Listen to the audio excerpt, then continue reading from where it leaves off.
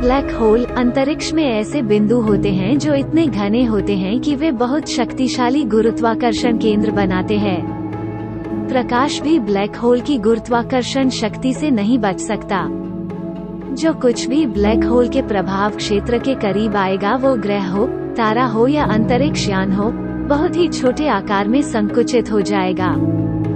Black hole 4 प्रकार के होते हैं: स्टेलर, इंटरमीडिएट, सुपरमैसिव और मिनिएचर।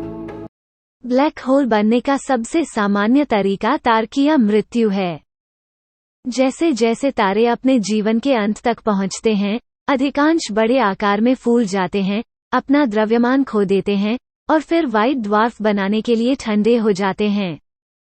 लेकिन इन उग्र पिंडों में से सबसे बड़े तारे, जो हमारे अपने सूर्य से कम 10 से 20 गुना बड़े होते हैं, या तो सुपर सघन न्यूट्रॉन तारे या तथाकथित तारकीय द्रव्यमान वाले ब्लैक होल बन जाते हैं। अपने अंतिम चरण में विशाल तारे सुपरनोवा के रूप में जाने जाने वाले बड़े विस्फोटों में एक धमाके के साथ बाहर निकलते हैं। इस तरह के फटने वाले तारे अंतरिक्ष में बाहर निकल जाते हैं, लेकिन तारकीय कोर को पीछे छोड़ देते हैं। जब तारा जीवित था, तब परमाणु सम्मेलन ने एक निरंतर बाहरी धक्का बनाया जो तारे के अपने द्रव्यमान से गुरुत्वाकर्षण के अंदरूनी खिंचाव को संतुलित करता था। सुपरनोवा के तारकीय अवशेषों में, हालांकि, उस गुरुत्वाकर्षण का विरोध करने के लिए अब कोई ताकत नहीं है, इसलिए स्टार कोर अपने आप ही ढहने लगता है। यदि इसका द्रव्यमान एक छोटे से बिंदु में समा जाता है, तो एक ब्लैक होल का जन्म होता है। इतने छोटे से बिंदु में हमारे सूर्य से कई गुना अधिक द्रव्यमान का पैक होना ब्लैक होल को बहुत शक्तिशाली गुरुत्वाकर्षण खिंचाव देता है। इनमें से हजारों तारकीय द्रव्यमान वाले ब्लैक होल हमारी अपनी मिल्की वे आकाशगंगा के भीतर अदृश्य रह सकते हैं। एक ब्लैक होल दूसरे की तरह नहीं होते। आइंस्टीन के सापेक्षता के सामान्य सिद्धांत द्वारा अनुमानित सुपरमैसिव ब्लैक होल का द्रव्यमान अरबों सूर्यों के बराबर हो सकता है। इन ब्रह्मांडीय पिंडों के आकाशगंगाओं के केंद्रों में छिपे होने की अधिकांश संभावना है। मिल्की वे अपने केंद्र में अपने स्वयं के सुपरमैसिव ब्लैक होल की मेजबानी करता है, जिसे सैजिटेरियस ए के रूप में जाना जाता है, जो हमारे सूर्य से 4 मिलियन गुना अधिक विशाल है। ब्लैक होल परिवार के अब तक के सबसे नन्हे सदस्य सैद्धांतिक हैं। लगभग 13.7 अरब साल पहले बड़े धमाके के साथ ब्रह्मांड के बनने के तुरंत बाद अंधेरे के ये छोटे भंवर जीवन में आ गए होंगे और फिर जल्दी से वाष्पित हो गए होंगे। खगोलविदों को यह भी संदेह है कि ब्रह्मांड में इंटरमीडिएट मास ब्लैक होल नामक वस्तुओं का एक वर्ग मौजूद है, हालांकि उनके लिए सबूत अभी तक विवादित हैं। ब्लैक होल के शुरुआती आकार से कोई फर्क नहीं पड़ता। ब्लैक होल अपने पूरे जीवन में बढ़ सकते हैं। जो भी वस्तु उनके प्रभाव क्षेत्र के करीब आता है, उसे गैस और धूल को अपने अंदर समाहित कर सकते हैं। जब भी कोई पदार्थ ब्लैक होल में गिरता है, इसके गुरुत्वाकर्षण शक्ति में और वृद्धि होती है।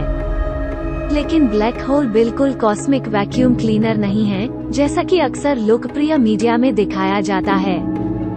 इस गुरुत्वाकर्षण खींचतान को खोने के लिए वस्तुओं को एक के काफी करीब से गुजरना चाहिए।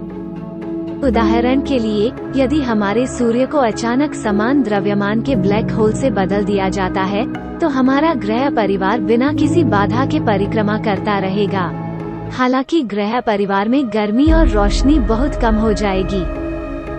क्योंकि ब्लैक होल सभी प्रकाश को निगल लेते हैं, खगोलविद उन्हें सीधे नहीं देख सकते हैं, जैसे वे आकाश में कई चमकदार ब्रह्मांडीय वस्तुओं को देख सकते हैं। लेकिन कुछ तकनीक हैं जो ब्लैक होल की उपस्थिति को प्रकट करते हैं। एक तरीका यह है कि एक ब्लैक होल का तीव्र गुरुत्वाकर्षण किसी भी आसपास की वस्तुओं पर खिंचाव उत्पन्न करता है। खगोलविद इन अनिश्चित गतिशीलता का उपयोग उस अदृश्य पिंड की उपस्थिति का अनुमान लगाने के लिए करते हैं जो पास में छुपा रहता है। या फिर वस्तुएं एक ब्लैक होल की परिक्रमा कर सकती हैं, और खगोलविद उन सितारों की तलाश कर सकते हैं जो ऐसे स्थान की परिक्रमा कर रहे हैं जहां किसी पिंड की उपस्थिति प्रतीत नहीं होती। इस तरह से खगोलविदों ने अंततः 2000 के दशक की शुरुआत में सैजिटेरियस ए को ब्लैक होल के रूप में पहचाना। जैसे ही वे आसपास के तारों को अपने में समाहित करते हैं, उनके विशाल गुरुत्वाकर्षण और चुंबकीय बल गिरने वाली गैस और धूल को अत्यधिक गर्म कर देते हैं, जिससे यह विकिरण उत्सर्जित करता है। इस चमकते हुए पदार्थ में से कुछ ब्लैक होल को एक चक्करदार क्षेत्र में ढक देते हैं, जिसे एक्रीशन डिस्क या अभिवृद्धि डिस्क कहा जाता है। यहाँ तक कि जो मलबा ब्लैक होल में गिरने लगता है, जरूरी नहीं कि वो वहीं रहे। ब्लैक होल कभी कभी शक्तिशाली विकिरण से भरे मलबे में गिरने वाले स्टारडस्ट को बाहर निकाल सकते हैं।